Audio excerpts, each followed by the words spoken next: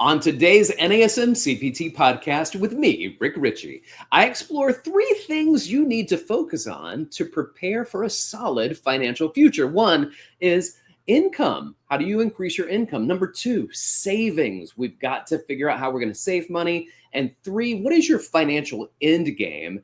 And I'm saying right now that you need to have a little bit of focus on a tax-advantaged retirement account so that you can build some compound interest. You make a lot more money than you ever put in, and that will be money that you can live off of in retirement. Make sure you like, follow, subscribe, and leave a 5-star review. Now, here's an episode on financial fitness.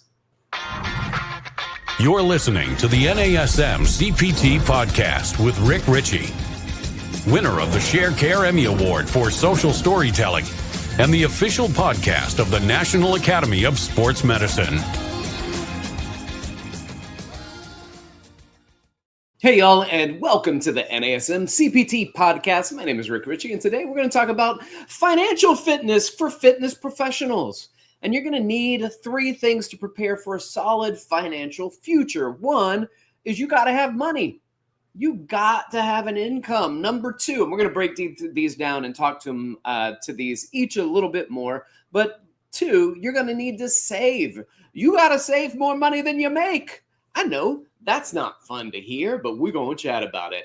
And then 3rd, we need to look at what a financial end game looks like for you, because when you will not be working anymore, you will have to have money to continue to live. And you're fit, so you're going to live a long time, right? That's what our goal is. That's what our hope is. With that being said, what is your financial end game? And that could be starting your own business, but all of it really turns around and says it's enough money for you to retire on. So let's start getting into this. We're going to start with the first one. You need good financial offense. You need income.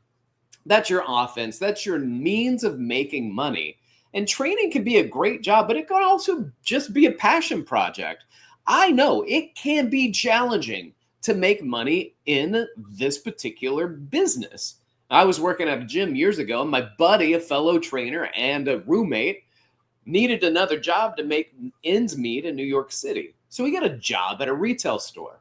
All right, well, listen, I needed money too, but I did not like the idea of getting a job at a retail store because whenever I trained, I made more money in an hour of training than you'd make in a couple hours or more doing the retail job. So I was like, well, let me see if I can at least make more money training. So what did I need to do? I had to work, and sometimes I had to work for free in order to build my book. I had to work floor hours more. I had to come in when I wasn't on duty and work for free in order to meet people and talk to people and try to build my business. I had to do complimentary sessions. I had to do orientation sessions. I had to connect with people, and in order for me to do that, I had to show up. And I get it. A lot of people are like, oh, if I'm not getting paid, I'm not working. Well, that might be true. But also, if you aren't building your business, then you might just be looking for another job. So I really wanted my job, my business, my future to be in fitness. So rather than go and get a job outside of fitness, I just worked harder to make more money in fitness. And I actually built my business up that way and ended up making much more money than my friend who had 2 different jobs, one of those being a training job. And for me, that was important because I wanted to make more money doing fitness. And that's not the case for everybody. You're not going to be able to. And I understand that fitness might be your side hustle. And that might be your way of making a little extra income. Well, if you're a personal trainer full-time, and you're doing 20 sessions a week, that's pretty good. That's usually considered full-time for personal training, except it wasn't enough money for me. So I needed to work more than full-time. I wanted to work where I was doing about 35 sessions, sometimes 40 sessions a week. And I built up to about that, where I was exhausted, a little bit too many sessions early in the morning, late at night, a lot of free time in the middle of my day, but sometimes not enough free time to go home. It can be a challenging gig. So here are some other things to consider when we talk about increasing your income. Like, you need to have a big shovel. You need to be able to scoop some more money in. So one of the things I want you to consider is teaching classes. Teaching classes, you're going to make extra money by teaching the group class, whether it's group personal training or some strength and conditioning type class, whether you get a certification and you decide to start teaching Pilates or yoga, or you want to do kettlebell classes, but consider teaching the classes. What I loved about teaching classes is when I taught classes, and at one point I had 6 sessions a week on a schedule when I was working at a corporate gym. Good news is that I had somebody, at least one person every week, that asked me if I was a personal trainer. And it really bolstered my business. So I want you to consider teaching classes, because you make more money teaching class, but then you can also potentially make more money by now doing personal training, because those people that take your class, like your class, want to be around you. And if you can help them in a class, I bet you can help them as a personal trainer. Here's the other thing. I got really close with other people that taught classes. We were all part of the same group, except I was a personal trainer, and most of those people only taught group fitness. So when they were asked once a week on average if they were a personal trainer, and they said, "No, I'm not, but my friend Rick is, maybe you should meet him." And so I got a lot of referrals from that. It was really good for my business. It's something to consider. Consider training independently. And I'm not saying you need to leave your corporate gym to go and train people completely independently of a corporate gym. I'm saying maybe get a little side hustle. Maybe you train at your gym, and on the weekends you pick up and you train people out in the park, you train people in your garage, you train people in their home, you go to their place and work with them and train them. I know a lot of people aren't in New York. Most people aren't in New York, so I don't have a car, but you guys can throw equipment in the back of your car, go meet somebody somewhere, whether it's their house, the park, somewhere, and you have equipment with you that you could just pull out and start a class, right? Start a one-on-one training session. And I think that's a great opportunity to consider. I know a lot of people in New York City throughout the years who would go to Central Park and just set up with a TRX or some bands and things like that. I will say this: you need to have a permit in New York. In almost any city. I remember doing a shoot of some sort of video shoot, photo shoot, and we did it at the park, and it was somewhere in Arizona. And the park rangers came and were checking to see if we had permits. And I knew I needed one for New York, but I did not know that there were other municipalities that did that. No, it makes sense that the city's going to get theirs, but consider picking up and doing business independently. The way that works, especially in the beginning, is, if somebody wants to train with you at the gym, and let's say it's $100 to train at the gym and you get paid $40, then a lot of times it's easier when you're like, "Oh, well, you're not a member of the gym, you want to work with me," rather than me making 40 and you paying 100. Why don't we meet at like 80 and I'll still train you? And that way you're making 40 extra bucks, they're paying 20 less, and they're still getting the same service with the same individual. So that is a consideration of just creating a little side hustle by going independent. Now, as you get better and maybe you start building your independent business, don't discount your services like that. Make sure that if they're paying that for those guys that just started training at a corporate gym and you've been training for a while, the same price. No. They're going to pay a little bit extra for you because of your experience. And generally, people should pay more when you come to them. If you want me to train you and I come to you, that's going to cost more money. All right. Consider raising your rates if you're independent. I know you can't just raise your rates if you're working at a corporate gym, but consider raising your rates. And you can do that incrementally. You can do that with new clients. If you don't want to raise your rates on your current clients, then just wait until you build up a new client and say, "Okay, well, my rate is whatever, $10 more than what it is you charge those other people that you work with." And that is your new rate. So anybody coming on, these other guys have been grandfathered into their rate. My new rate for all the people coming in, and then eventually you're going to have to raise the rate on the people that have grandfathered in. I would say this also: consider looking at other gyms that pay better, but not just pay better, that also has a really strong client outlook. Now, there can be gyms that pay better, but they don't have a lot of volume of people coming through. So even though you get more money per session, you're doing a third less sessions than you were doing at the other place. And if you're having a hard time making ends meet, just because you're making more money per session doesn't mean you're making more money altogether. I remember I was working at a corporate gym, and I picked up a gym at a residential building, and they paid me a lot more, but I couldn't leave my corporate job. My corporate fitness job, I couldn't leave it. Even though I was getting paid more than twice what I was being paid at the corporate gig, I wasn't getting that much work. I wasn't getting that many people that were training with me because there were only so many people that lived in the building that wanted a personal trainer. And so the opportunity wasn't there. The money was there, but I needed to keep my job in order to continue to keep my income. So I worked both. Also, when it comes to making more money, consider looking at becoming an educator, because if you've been in the game for a while, consider teaching other trainers something that you're good at. And then and that might be kettlebells. Let's say, for instance, you're really good at kettlebells, then you want to teach other trainers in your area how to do kettlebells. Then you can just set up, whether it's a class, come and we're going to do a class, we're going to do a workshop. Let's do a 4-hour kettlebell workshop, an 8-hour kettlebell workshop, how to do a swing, how to do a clean, how to do a kettlebell snatch, and just walking through with people. And then also consider becoming an NASM approved provider so that they can get CEUs for taking the course that you teach. I think it's a cool opportunity, and it's something that might work well for you. All right. This episode of the NASM-CPT Podcast is brought to you by NASM One, the membership for trainers and coaches. Members enjoy unlimited access to hundreds of career resources. Get the Edge app to schedule and program clients. Enjoy half off all certifications and specializations, access to free CEUs and more. All of this for just $35 a month. Go to nasm.org/membership to learn more about NASM One.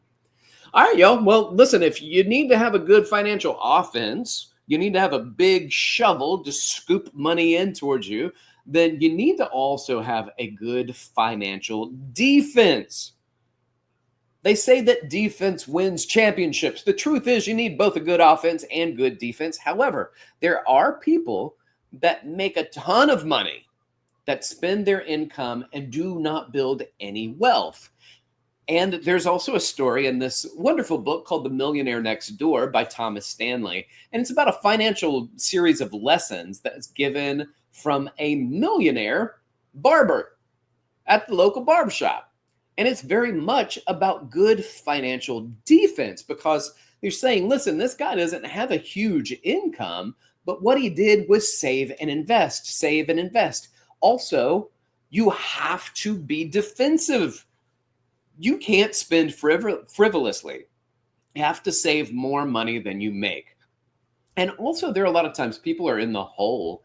And I would say that low interest debt, though it is in the hole, it's a low interest. So the borrowing of money is relatively inexpensive. But there's some high interest debt, and you've got to pay off all of that high interest debt. And then you have to avoid getting in any more of that high interest debt.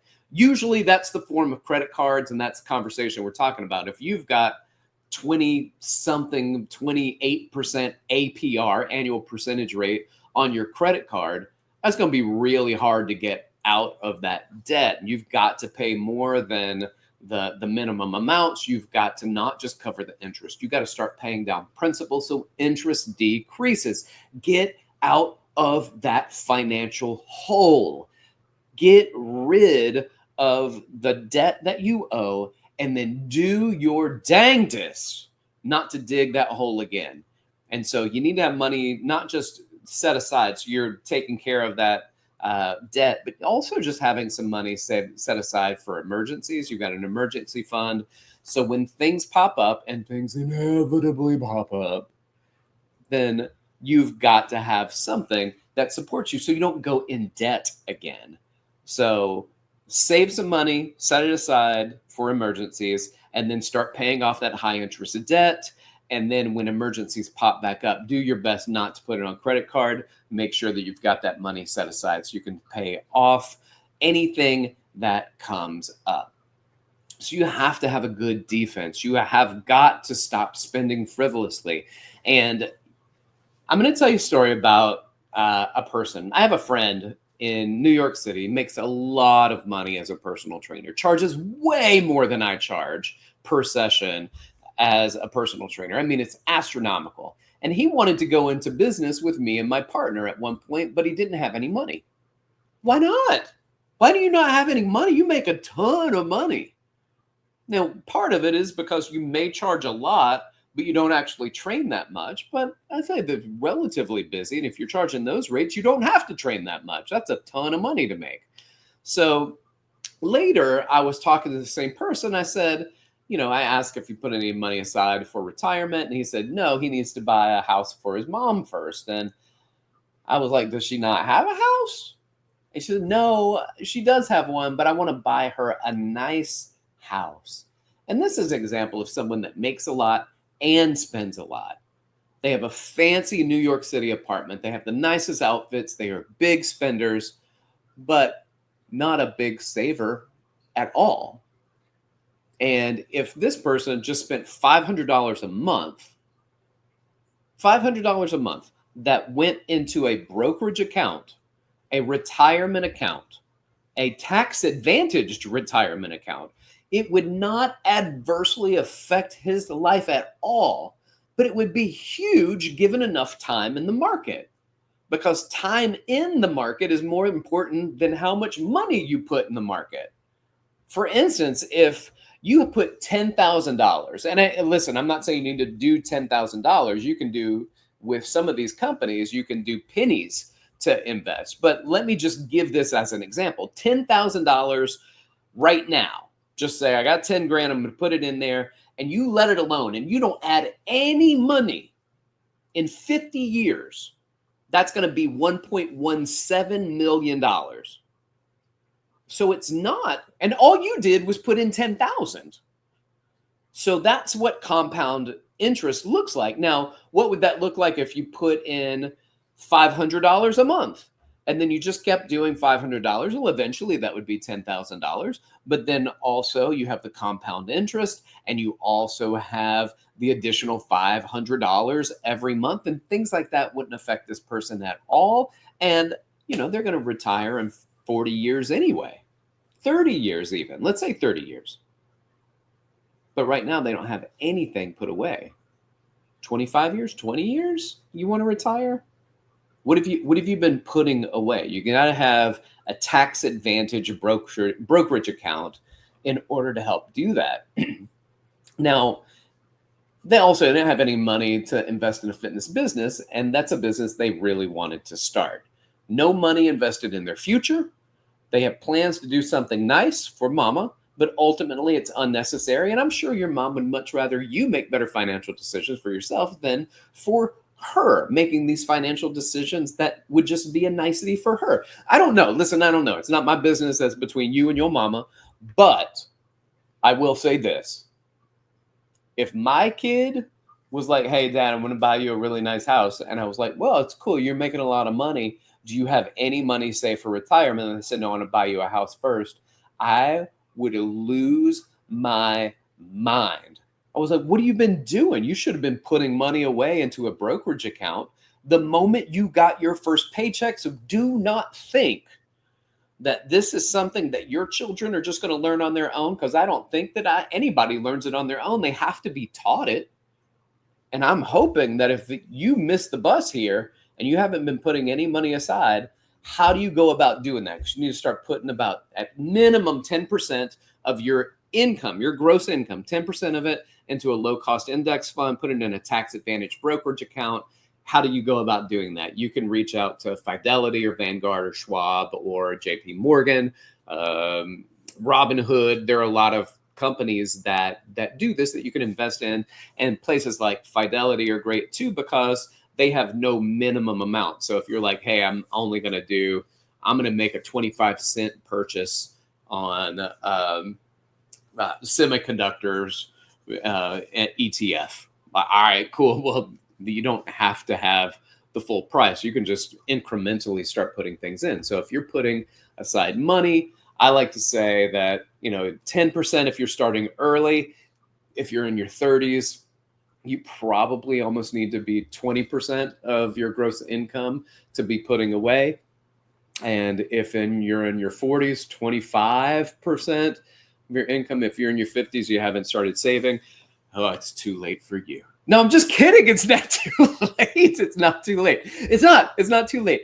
But start saving. Start putting aside money. Increase how much money you make. How do you do that? By working harder, working more, finding additional jobs, increasing the size of your shovel. Also being a better defender of your money. Save more money. Stop spending frivolously. Put aside for your future before you start spending for anything right now, so that you can save money and be better ready for retirement. And then when it comes down to it, you are planning for your financial end game. And your financial end game is that retirement. Well, sometimes a financial end game also is building a business. And there are some businesses that don't cost you any money. It just costs you time. And the problem is people don't want to spend time focusing on something that they don't know if it's going to make them money or not. And so what does that look like? That looks like writing a book.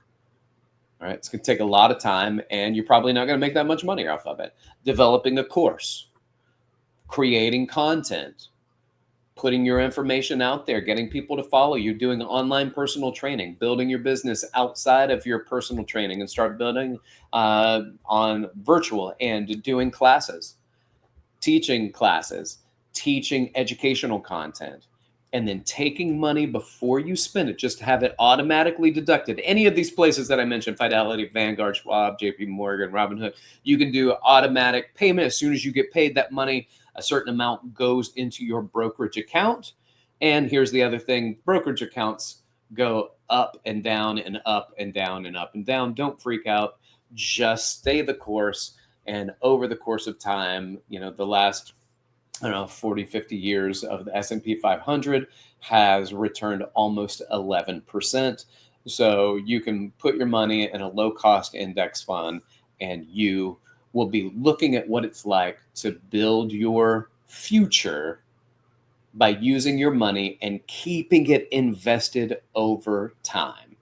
All right, thanks for listening, and thanks to our producer, Eric Sorensen. Like, subscribe, share with your fitness friends and family, and leave a 5-star review. If you want to reach out to me, you can do so by hit me up on Instagram at dr.rickrichey, or you can email me at rick.richey@nasm.org. You'll keep inspiring people to fitness. Thanks for listening. This has been the NASM CPT Podcast.